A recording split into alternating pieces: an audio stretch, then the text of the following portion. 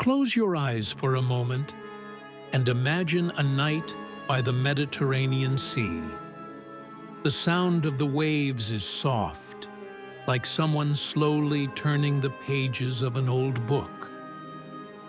The moonlight scatters across the water, shimmering like silver threads stretching into infinity. And just beyond the coastline, a magnificent city rises from the darkness. A city built not only from stone, but from ideas. A place where maps were redrawn, where the universe was questioned, where humanity dared to think bigger. A city that once stood as the beating heart of knowledge itself. Alexandria. Not the Alexandria you may have heard about only in passing. This one was different. Even in the ancient world filled with wonders, kingdoms, legends, this city stood alone. People did not come here because of wealth, though wealth was plentiful. People did not gather here for power, though power was within reach. No, they came here for something far more valuable: wisdom. Imagine walking through its bustling streets, merchants selling artifacts from distant lands, scholars debating in shaded courtyards, travelers sharing discoveries from unknown corners of the earth. There was a spark here, a belief that knowledge could change humanity. And that spark burned most brightly within one monumental sanctuary, the Library of Alexandria. A building so vast, so ambitious, that it seemed to defy the limits of its age. Built in the 3rd century BCE, under the guidance of Ptolemy I and later Ptolemy II, it aimed to gather all knowledge of the world under one roof. Not some knowledge, not the most convenient knowledge. Every piece of knowledge that humans had ever discovered. And they came so close. Inside, the shelves were not merely stacked. They soared toward ceilings that disappeared into dusty beams of sunlight. Scholars claim there were tens of thousands, even hundreds of thousands of scrolls, discoveries, theories, maps, poems, cures for diseases, everything humanity had learned or dared to imagine. Mathematics that challenged the mind, astronomical observations that mapped the skies, philosophies that questioned existence, medical texts that offered hope against the unknown, histories that recorded victory and warned of mistakes. It was the memory of humanity. But what I love most is how they acquired knowledge. Every ship that entered Alexandria's port, and there were many, was required to surrender any writings it carried. Not to erase them, but to copy them. One copy returned to the owner.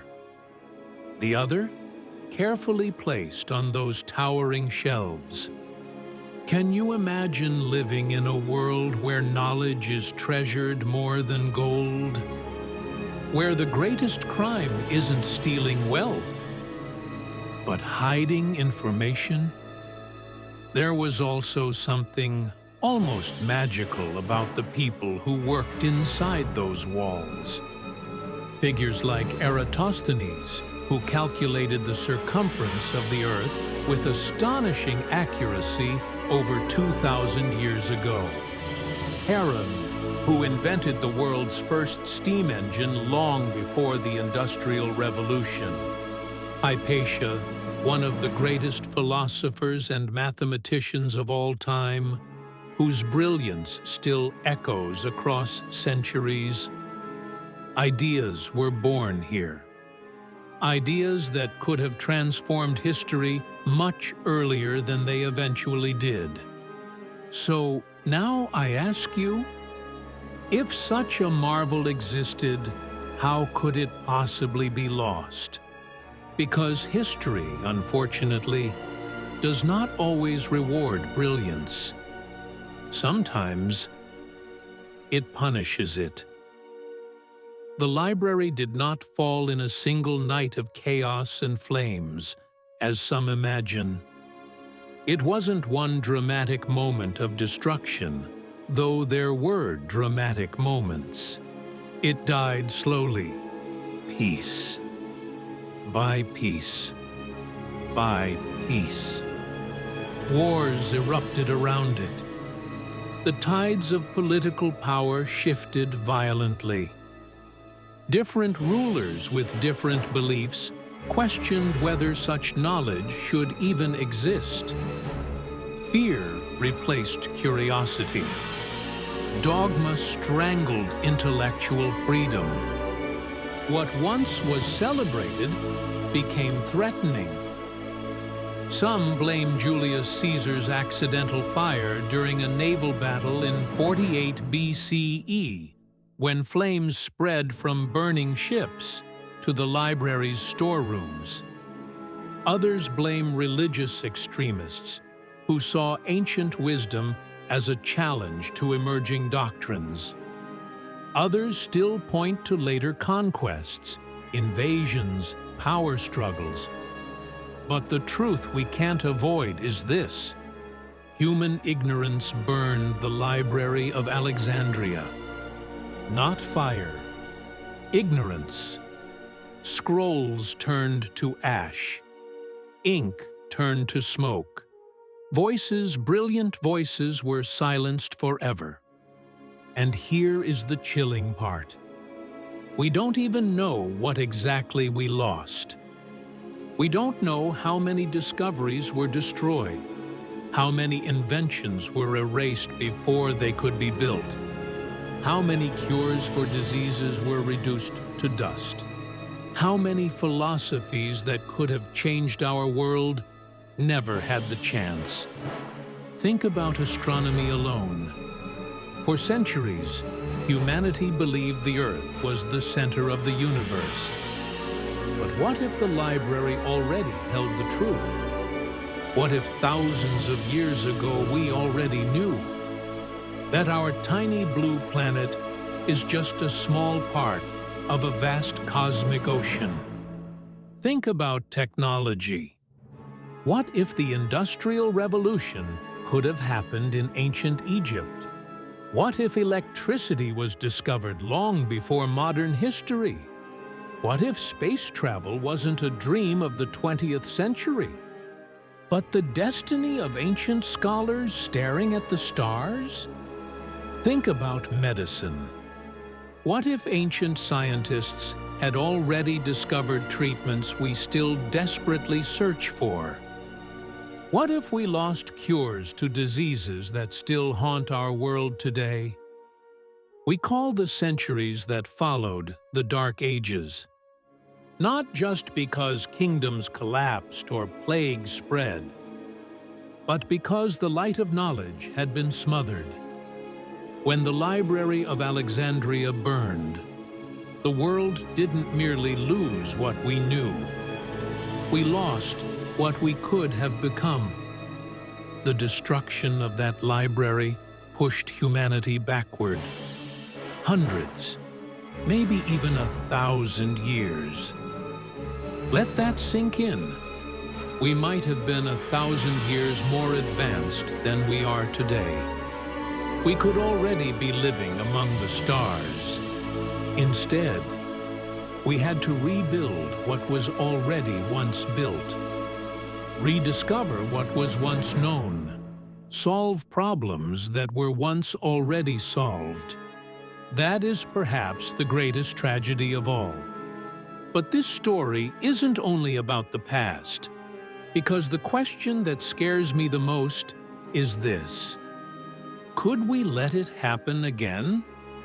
Today, we think knowledge is safe because we store it digitally. Because we live in the information age.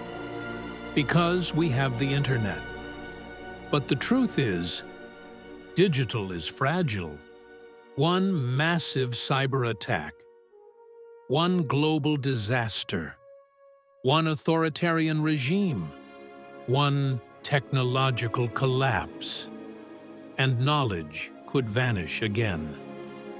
We like to think humanity learned from the past, but sometimes history echoes louder than progress. So what do we do?